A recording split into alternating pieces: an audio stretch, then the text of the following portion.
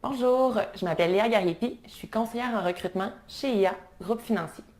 Aujourd'hui, mon Facebook Live va vous apprendre quelques trucs sur comment vous préparer en entrevue, comment vous comporter en entrevue et comment agir à la suite de la rencontre. Donc, on commence tout de suite. Comment vous préparer à l'entrevue?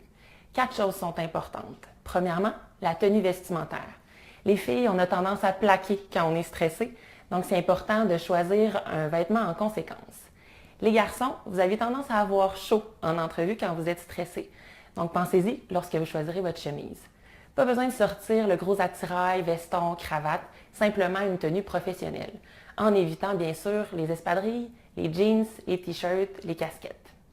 Deuxième chose importante à faire avant l'entrevue, c'est s'informer sur la compagnie, sur le poste. Posez-vous des questions sur vos motivations à appliquer sur ce poste-là. Qu'est-ce qui fait que ce poste-là vous intéresse? Préparez-vous également 2 points à améliorer. C'est important, tout le monde en a et c'est pas mal sûr qu'on va vous poser cette question-là en entrevue. Donc, préparez-en 2 pour être certain d'être préparé.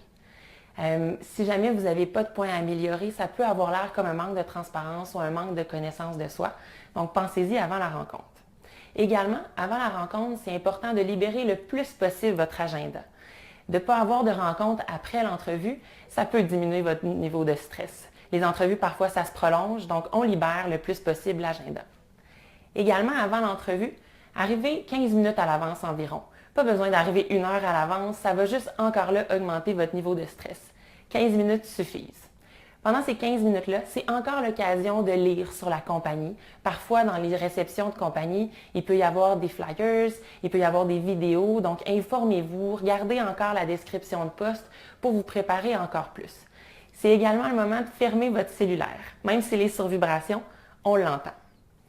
Ensuite, quand vous arrivez à la rencontre, souriez, serrez la main de tout le monde présent autour de la table et présentez-vous. La première impression, c'est souvent la plus importante. Pendant la rencontre également, on va vous poser plusieurs questions. C'est important de bien les écouter.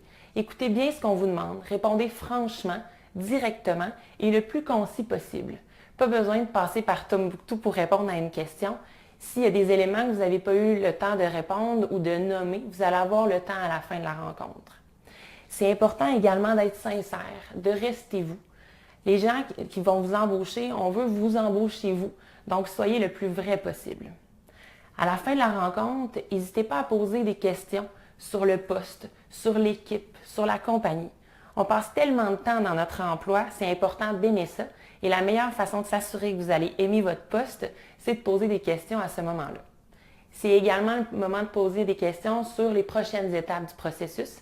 Ça va vous permettre de savoir quand il va vous être possible de faire un suivi. Parlant de suivi, un seul suffit.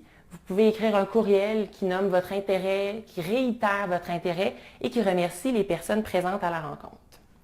Alors voilà, j'espère vous avoir aidé à vous préparer à votre prochaine entrevue, en espérant vous croiser dans une prochaine entrevue ou à mon prochain Facebook Live.